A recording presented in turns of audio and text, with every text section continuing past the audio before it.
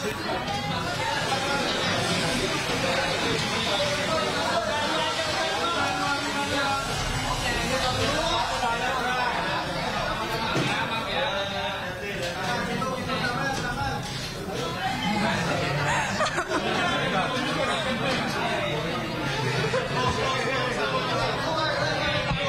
ID card semua nggak? Takutnya disuruh bawa. Ini udah pakai seragam bisa di sana. Ya elah udah pakai seragam masih aja ID Gue card. tadi dinanyain sekarang.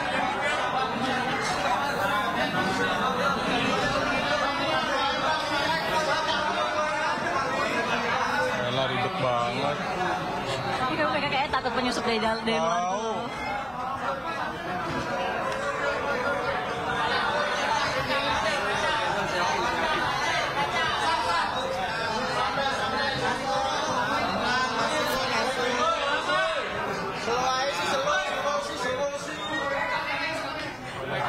Udah kayak gini siapa sih yang mau gabung kayak gini kalau bukan wartawan?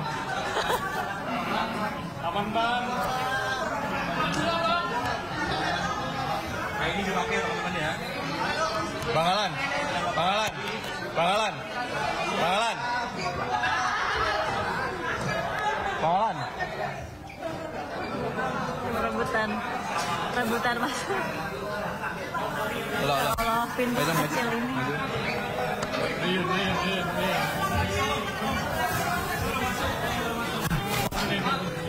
Enggak.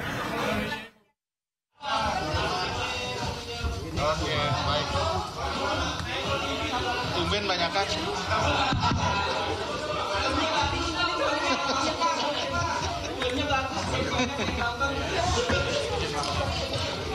Dimundurkan ini terlalu maju ini.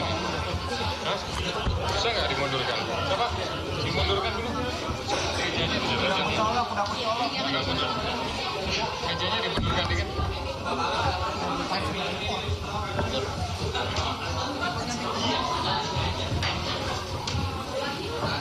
Oke. Oke, masukin dulu.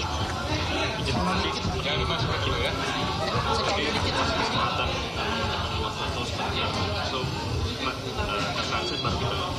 Seperti yang pernah saya info itu.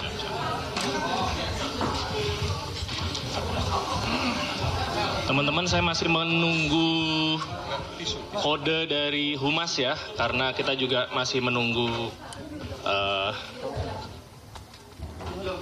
teman-teman jurnalis yang lain yang masih berupaya untuk masuk. Ya, kita tunggu ya.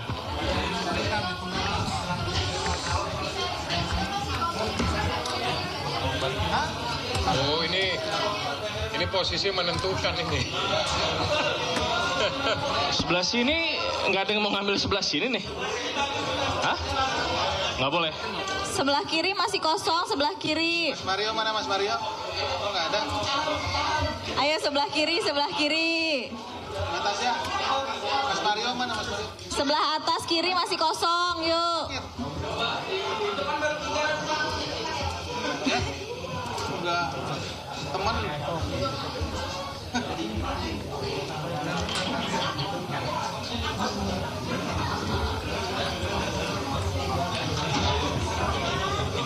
Dari proses screening banyak yang kesensor. Saya belum dapat laporan. Udah nyolok. Enggak udah nyolok.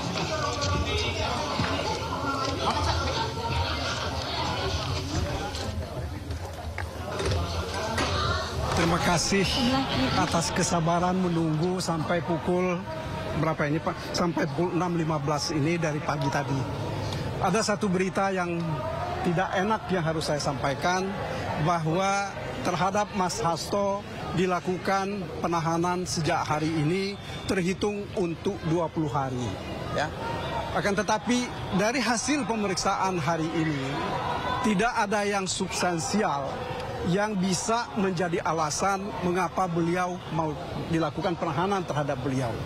Itu yang pertama. Kemudian yang kedua, yang kita sesalkan adalah bahwa dalam proses ini, apa yang ditanyakan oleh penyidik, itu adalah merupakan hal-hal yang selama ini, yang dulu-dulu sudah dipertanyakan. Jadi tidak ada sesuatu yang baru. Jadi kalau saudara-saudara tanya kepada saya, apakah ada bukti permulaan mengenai suap tidak pernah dimintakan konfirmasi. Begitu juga apakah ada bukti permulaan mengenai obstruction of justice, juga tidak dimintakan konfirmasi kepada Mas Hasto hari ini. Kita terus terang, saya kira kita harus sesalkan ini, karena bagaimanapun juga kalau kita bicara secara hukum, tidak ada alasan faktual ya dan material sehingga beliau harus ditahan pada hari ini. Tidak ada keinginan beliau untuk melarikan diri, tidak ada keinginan beliau menghilangkan barang bukti, dan tidak mungkin juga mengulangi perbuatan, karena perbuatan ini sudah terjadi 6 tahun yang lalu. Ya. Jadi kalau saya, ya, kalau saudara-saudara perhatikan, bahwa penahanan ini, kalau saya lihat dari surat perintah penahanan misalnya, salah satu yang menjadi argumen bagaimana Mas Hasto ditetapkan sebagai tersangka itu adalah hasil pemeriksaan lanjutan pada sesudah pertengahan Desember. Kalau saya tidak keliru 18 Desember. Baru kan kemudian tanggal 23 dilakukan penetapan sebagai tersangka. Artinya apa? Ini 1 hari atau 2 hari sesudah cukup ya pemecatan terhadap keluarga. Ya, maka dilakukanlah satu kegiatan tindak lanjut. Saya khawatir bahwa ini adalah satu bentuk balas dendam politik. Kalau ini betul dugaan kami bahwa ini adalah balas dendam politik, maka kita harus menunggu dan harus melihat bahwa kehancuran bangsa ini pasti akan terjadi. Demokrasi akan dikoyak-koyak Ketua KPK Bapak Setio Budianto, Bapak Direktur Penyidikan Bapak Asep Guntur Rahayu, rekan-rekan jurnalis yang pada sore hari ini telah hadir di ruang konferensi pers Gedung Merah Putih KPK. Pada hari ini Komisi Pemberantasan Korupsi akan menyampaikan rilis penahanan tersangka Saudara HK yang lengkapnya akan disampaikan oleh Bapak Ketua. Untuk itu waktu dan tempat kami persilakan.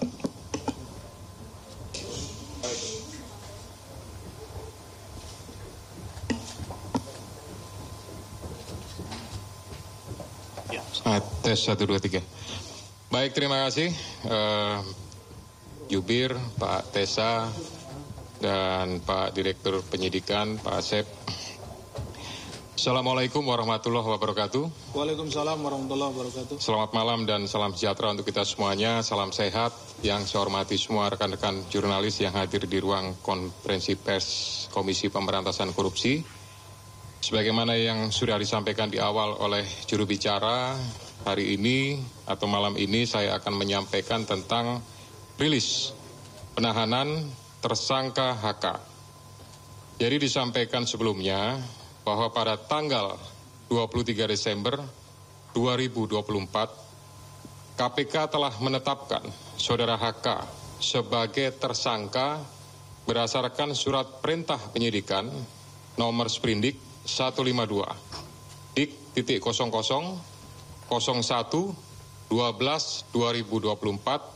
tanggal 23 Desember 2024, yaitu dengan persangkaan dengan sengaja mencegah, merintangi atau menggagalkan secara langsung atau tidak langsung penyidikan perkara dugaan tindak pidana korupsi terkait penetapan anggota DPR RI terpilih 2019-2024 yang dilakukan oleh tersangka Harun Masiku bersama-sama dengan Saiful Bahri berupa pemberian sesuatu hadiah atau janji kepada pegawai negeri atau penyelenggara negara, yaitu Wahyu Setiawan selaku anggota Komisi Pemilihan Umum Republik Indonesia periode tahun 2017 sampai dengan 2022 bersama dengan Agustiani Tio F sebagaimana dimaksud dalam pasal 21 Undang-Undang Nomor 31 tahun 1999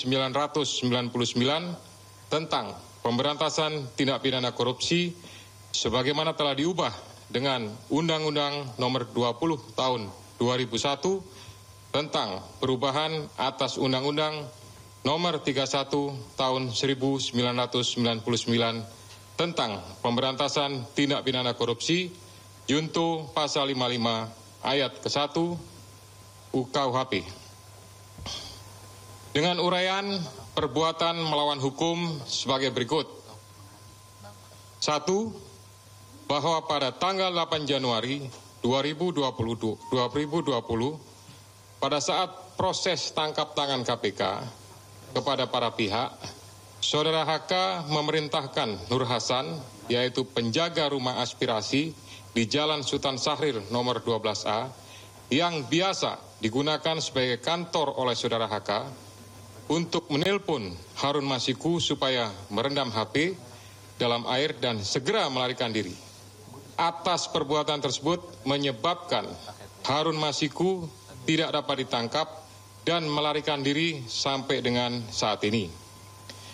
Yang kedua, bahwa pada tanggal 6 Juni 2024, sebelum Saudara HK diperiksa sebagai saksi oleh KPK, Saudara HK memerintahkan Kusnadi untuk menenggelamkan HP yang dalam penguasaan Saudara Kusnadi agar tidak ditemukan oleh KPK, di mana terdapat substansi yang berkaitan dengan pelarian tersangka Harun Masiku yang perkaranya saat ini sedang ditangani KPK.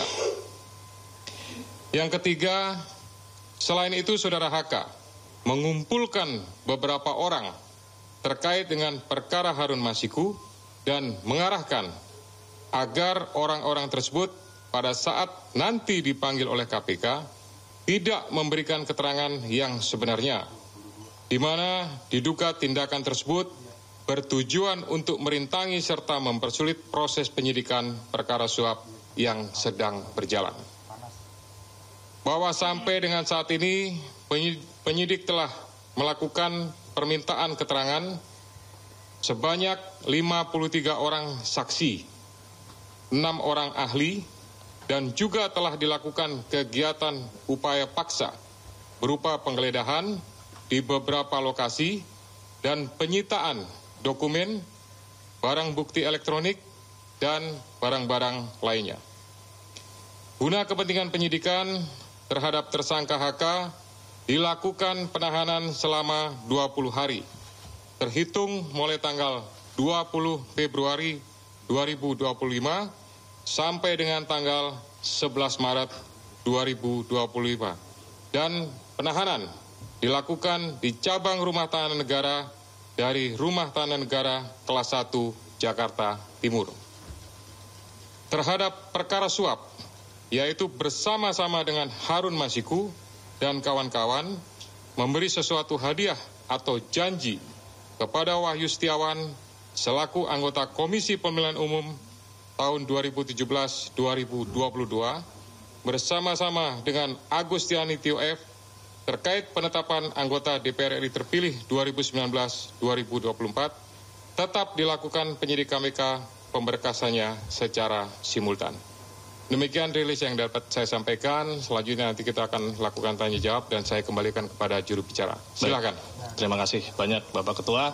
Untuk itu kami persilahkan teman-teman jurnalis untuk bertanya seputar proses yang tadi sudah dijelaskan oleh Pak Ketua.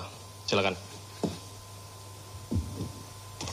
Iya, mau nanya dalam perkembangan kasus. Nama dan medianya ya, Mas. Saya Chandra dari Metro TV. Sebelumnya KPK pernah memeriksa salah satu politikus PDIP, Yasona Lawli.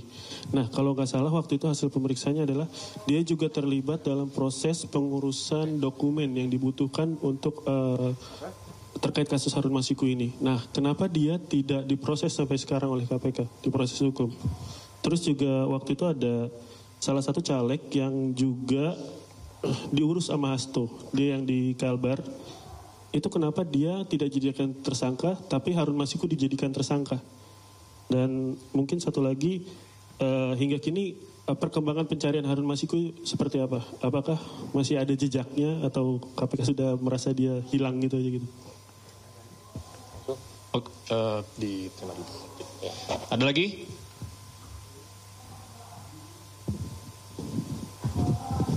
Selamat sore Pak Ketua, Pak Setio, Pak Asep, dan Pak Tessa. Saya Rian Pak, malam ya, dari CNN. Mau bertanya Pak, ini kan kalau untuk materi kayaknya udah kebuka semua oleh Biro Hukum di Prapor kemarin Pak ya. Mau bertanya aja, soalnya kan kasus dari 2020 dan perintangan penyidikan dari lama. Apakah ada pihak lain, maksudnya penyidik akan mengusut pihak lain dalam proses-proses itu, Pak? Yang kedua, nama lain seperti yang sudah digadah, Jan Faris, segala macam, apakah nanti akan diperiksa di perkara ini apa di HM, Pak? Nah, yang ketiga soal HM sendiri, Pak, mungkin informasi, Pak, karena itu kan tugas atau PR besar dari kalian. Terima kasih. Harun Masiku. Baik, selamat sore Pak Ketua, Mas Esa, Pak Asep, saya Rahmat dari Merdeka.com. Terkait dengan, sebagaimana ketahui beberapa hari lalu juga, memang Pak HK ini kan mengajukan praper lagi ya ke Pengadilan Selatan. Nah, selanjutnya dengan sudah ditahannya Pak HK ini, apakah nanti untuk proses prapernya bakalan tetap berlanjut atau nanti pada akhirnya menunggu keputusan dari pihak PN Selatan? Terima kasih.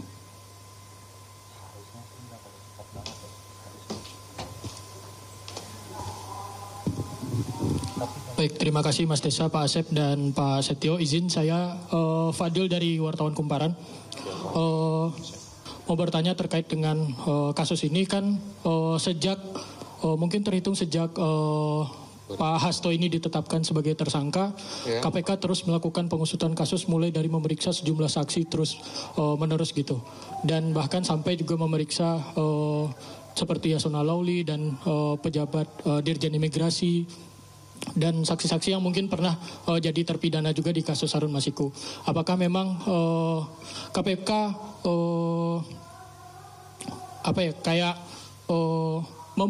mempercepat kasus ini dan memang menargetkan bakal selesai secepat mungkin gitu. Karena kan kasus ini sudah sejak tahun 2020 gitu. Apakah memang KPK bakal ini menunjukkan KPK mempercepat kasusnya? Terima kasih, Pak. Cukup ya? Sudah terwakili ya semuanya ya pertanyaannya? Oke, kami persilakan. Ya, nanti kalau ada lagi. Siap. Baik, terima kasih. Nanti akan dilengkapi oleh Direktur Penyidikan, oleh Pak Asep Guntur. Saya hanya memberikan beberapa poin penting saja. Yang pertama terkait pemeriksaan terhadap salah satu petinggi di lingkungan partai terhadap kepentingannya. Nah, ini tentu berkaitan dengan yang pertama adalah terhadap surat yang sudah dikirimkan saat itu. Ya, tentu penyidik memiliki kebutuhan untuk bisa memperjelas ya surat tersebut ditujukan untuk apa, maksudnya untuk apa, sehingga dari situ bisa menjadi sebuah rangkaian dan untuk memperjelas tentang kasus posisi yang ditangani. Kemudian yang kedua juga bahwa ini untuk memastikan ya terkait saat itu Harun Masiku pada saat masuk ke Indonesia di Bandara Soekarno-Hatta dipastikan apakah perbuatan yang diduga suap itu pada saat itu bahwa yang bersangkutan memang posisinya sudah ada di Indonesia, lebih tepatnya sudah di Jakarta atau memang belum masuk, sehingga bukan hanya terhadap yang bersangkutan saja, termasuk juga kepada Dirjen Imigrasi mantan yang sudah pernah dipanggil dan diperiksa oleh penyidik. Kemudian nanti Pak Asep lengkapi ya. Kemudian masalah caleg, ya ini pastinya apakah ada keterlibatan. Kalau tidak ada keterlibatan, ya pasti tidak akan ditetapkan sebagai tersangka. Kemudian terhadap pencarian Harun Masiku sampai saat ini, ya penyidik masih berusaha secara maksimal untuk memastikan keberadaannya dan tetap berusaha untuk bisa melakukan penangkapan. Kami semuanya tentu dari KPK memohon restu, memohon dukungan dari seluruh masyarakat untuk bisa memberikan informasi manakala masyarakat mengetahui keberadaan yang bersangkutan. Kemudian terhadap beberapa nama ya untuk pengusutannya pasti ini juga kembali kepada kebutuhan penyidik. Manakala memang itu sesuai dengan apa yang dipersangkakan pasti akan dilakukan pemanggilan, ya bahkan tidak menutup kemungkinan akan adanya proses lebih lanjut ya. Kemudian berhubungan dengan masalah praper ya. Praper ini adalah kewenangan dari pengadilan negeri ya untuk melakukan pemeriksaan terhadap beberapa hal yang berhubungan dengan proses penegakan hukum. Nah, ini tentu apakah berlanjut dan lain-lain, yaitu keputusan dari sana. Tapi pastinya dengan adanya gugatan tersebut, kami dari KPK memerintahkan khususnya kepada Biro Hukum untuk mempersiapkan tim, ya, dan mempersiapkan materi jawaban sebagaimana yang sudah dilakukan pada praper sebelumnya. Untuk pemberkasan, kita akan usahakan semaksimal mungkin, ya. Manakala memang bisa diselesaikan dengan cepat, kita akan berusaha, kita selesaikan dengan cepat, ya. Tetapi prinsipnya adalah pemenuhan alat bukti berdasarkan keterangan saksi, kemudian keterangan juga tersangka, dan barang bukti lainnya, pastinya ini akan mendukung untuk proses pemberkasannya sampai kemudian nanti diserahkan atau dilimpahkan tahap 1 kepada pihak penuntut umum. Silakan Pak Asep untuk menambahkan. Bismillahirrahmanirrahim. Assalamualaikum warahmatullahi wabarakatuh. Selamat sore dan salam sejahtera bagi kita sekalian. Yang terhormat Bapak Ketua, Pak Jubir dan rekan-rekan jurnalis yang berbahagia. Mohon izin menambahkan apa yang telah disampaikan dan telah dijelaskan oleh Bapak Ketua. Hanya beberapa saja yang mungkin tadi yang caleg, ya, yang belum itu caleg yang di Kalimantan Barat, Saudara MAR, ya, itu memang perkaranya sama, ya. Jadi artinya dia dengan konstruksinya dengan HM ini sama, tetapi yang MAR ini berhasil. Ya, berhasil artinya kemudian menjadi anggota legislatif. Mengapa kita yang bersangkutan dipanggil pada saat itu? Kita ingin melihat konstruksinya dari perkara yang sama seperti ini, bahwa memang tidak hanya HM saja gitu yang demikian, tetapi ada orang-orang lain atau ada person-person lain yang juga sama seperti itu, ada pergantian untuk anggota menjadi anggota DPR RI. Nah, tadi ditanyakan oleh Mas Chandra, ini apakah akan diperiksa? Ini menjadi berbeda perkaranya sebetulnya. Yang sedang kita tangani saat ini adalah terkait dengan suapnya Saudara HM gitu. Ya, ini perkaranya berbeda, tetapi kenapa dipanggil waktu itu Saudara MAR ini adalah untuk melihat konstruksinya, ya. Bisa dipahami, ya. Oke. Kemudian dari Mas Rian, ini ada beberapa nama lain yang disebutkan seperti YF dan lain-lain. Tentu itu nanti pada waktunya akan kita minta keterangan dan kita panggil ke sini dan diminta untuk menjelaskan beberapa hal terkait dengan dokumen maupun juga yang lainnya yang kita sita di kediamannya. Jadi tentu yang bersangkutan akan kita panggil, kita hadirkan ke sini untuk menjelaskan hal tersebut. Oke, Mas Rian.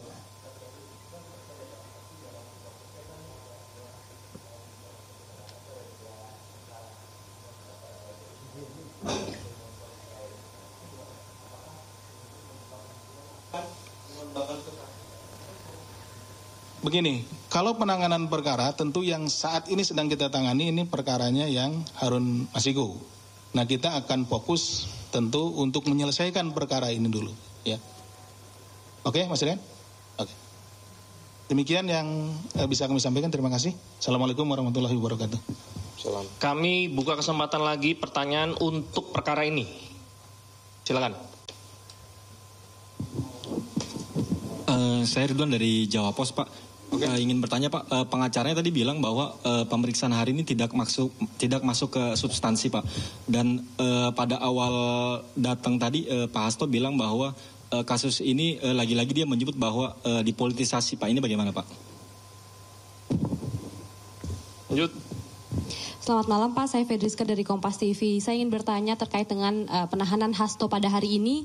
Sebetulnya apa yang menjadi urgensi dari penyidik untuk melakukan penahanan? Karena kan kalau kita tahu ditetapkan Hasto sebagai tersangka sejak tanggal 24 Desember lalu, namun tidak dilakukan penahanan. Apakah proses pra-peradilan kemudian menjadi salah satu pertimbangan dari penyidik pada saat itu? Nah, untuk kali ini kemudian apa alasan sebetulnya Hasto untuk ditahan? Apakah ada kekhawatiran dari penyidik kemudian untuk menghilangkan barang bukti atau melakukan upaya-upaya lain? Terima kasih, Pak. Selamat sore Pak Asep, Pak Ketua, Mas Desa. Pak, satu pertanyaan aja Pak. Ini kan HM udah lari, udah buron sekitar 4 tahun lebih ya Pak. Artinya kan dia ada penyandang dananya. Apakah KPK sudah menemukan jejak kalau atau indikasi bahwa Hasto ini HK ini sebagai penyandang dananya Harun Masiku selama pelarian Pak? Terima kasih. Lagi?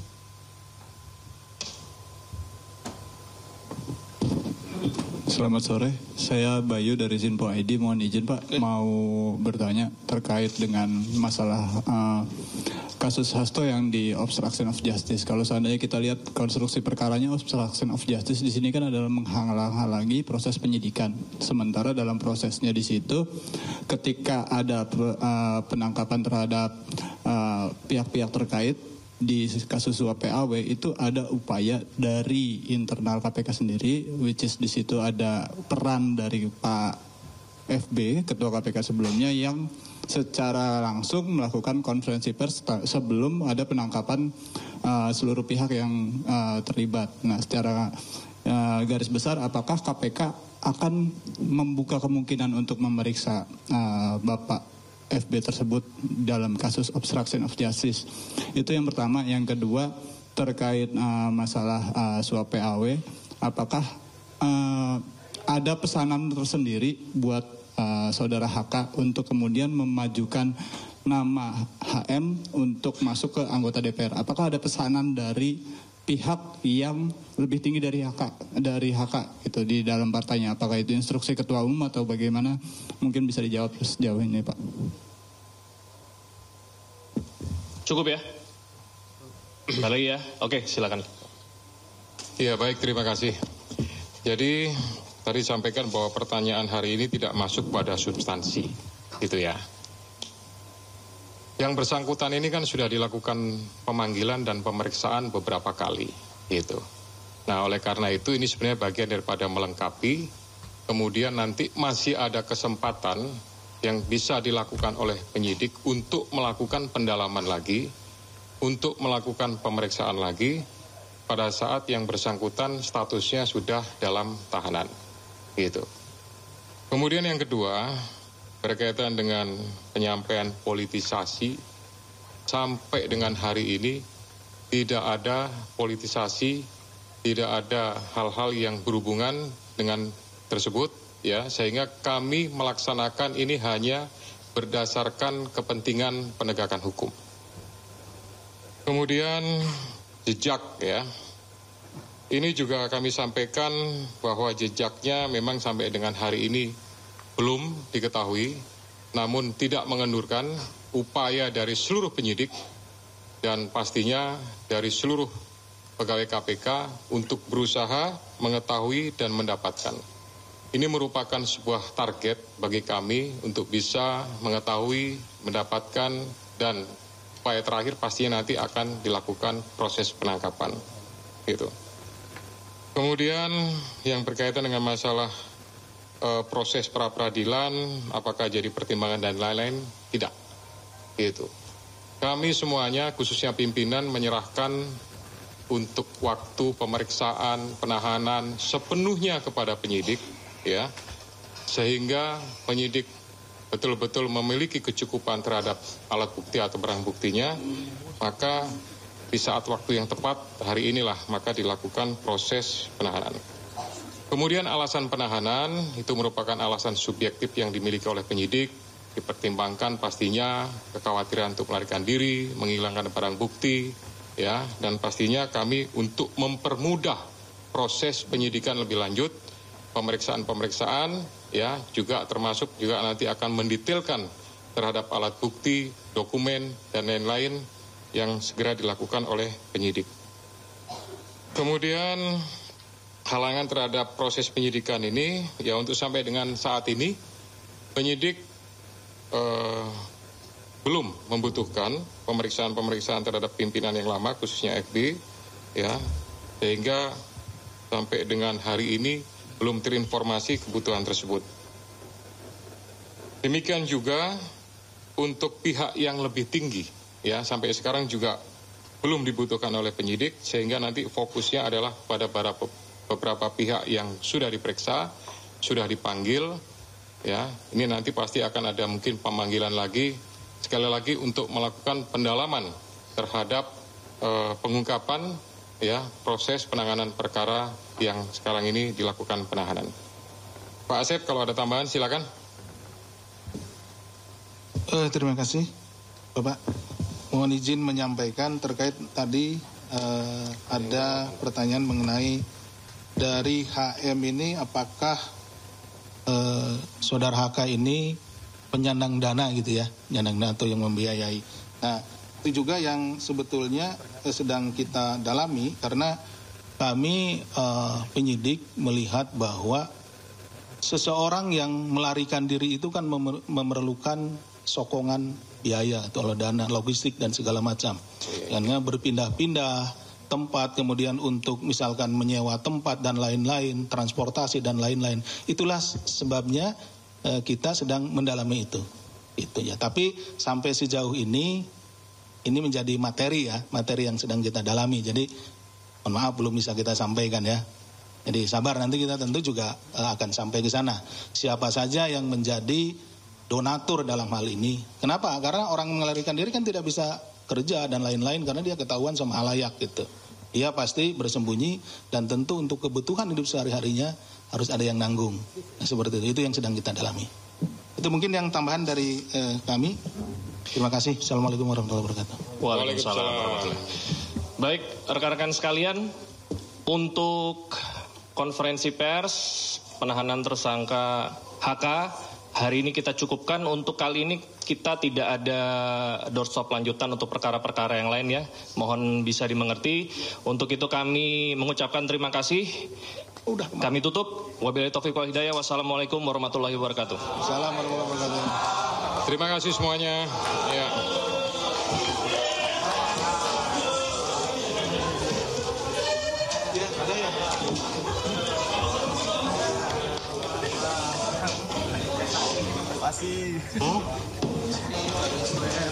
Yang kemarin rutan ini tuh rutan KPK itu DPD ya. Ya, DPD sekarang tahapannya sedang verifikasi dan validasi oleh tim dari PLPM dan pelabuhan. Ya, harapannya dari proses ini ditentukan yang pastinya apakah itu menjadi kewenangan daripada Komisi Pemberantasan. Untuk memberikan dukungan moral kepada sekjen kita, tetap berkumpul solid. Halo guys. Oke. Kita tetap beri dukungan kita kepada sekjen kita, Hasto.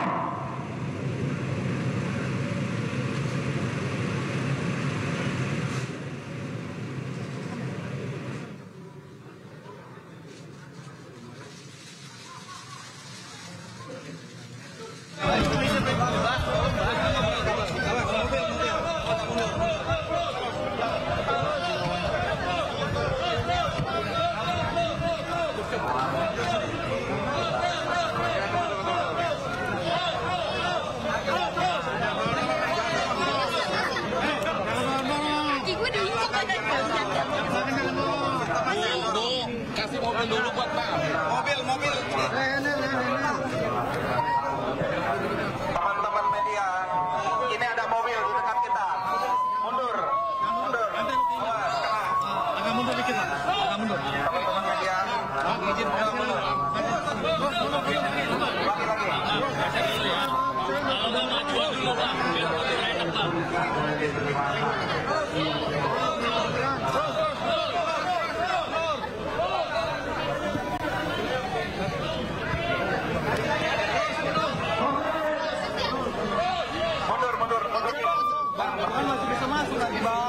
Bang, kita kehilangan momen. Pak Hasto masih bisa masuk, Bang.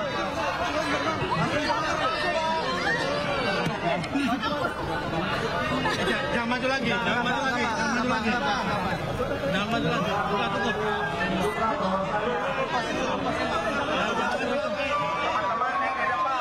Yang di depan. Ya, mundur.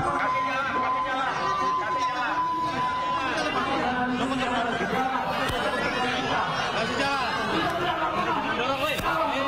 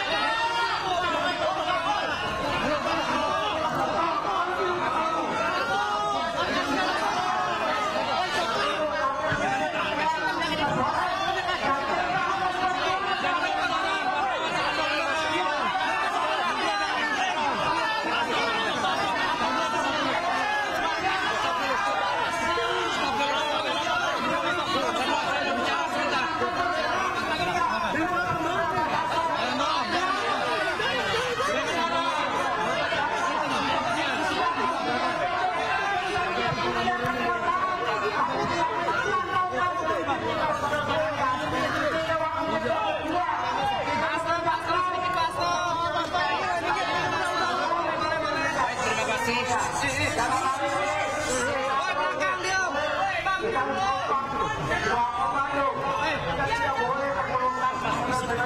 Army.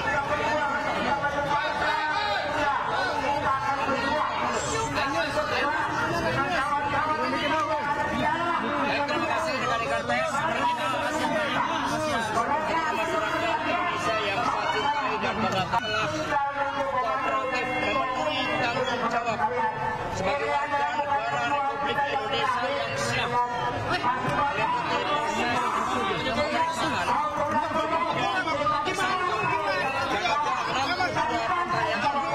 yang saya jawab dari penyidik KPK juga sangat ramah, sangat kooperatif. 62 pertanyaan itu berkaitan dengan persoalan yang sudah inkrah, sehingga tidak ada hal yang lain yang di dalam pertanyaan dan banyak juga yang menolak pertanyaan itu. Karena itulah sejak awal saya katakan bahwa sebagai Sekjen PDI Perjuangan, saya dengan kepala tegak siap menerima konsekuensi apapun bagi Indonesia Raya kita. Karena Indonesia dibangun dengan pengorbanan jiwa dan raga. Kita adalah negeri pejuang. Sehingga saya tidak pernah menyesal. Saya akan terus berjuang dengan api semangat yang menyala-nyala. Semoga ini menjadi momentum bagi Komisi Pemberantasan Korupsi untuk menegakkan hukum tanpa kecuali, termasuk memeriksa keluarga Pak Jokowi. Terima kasih.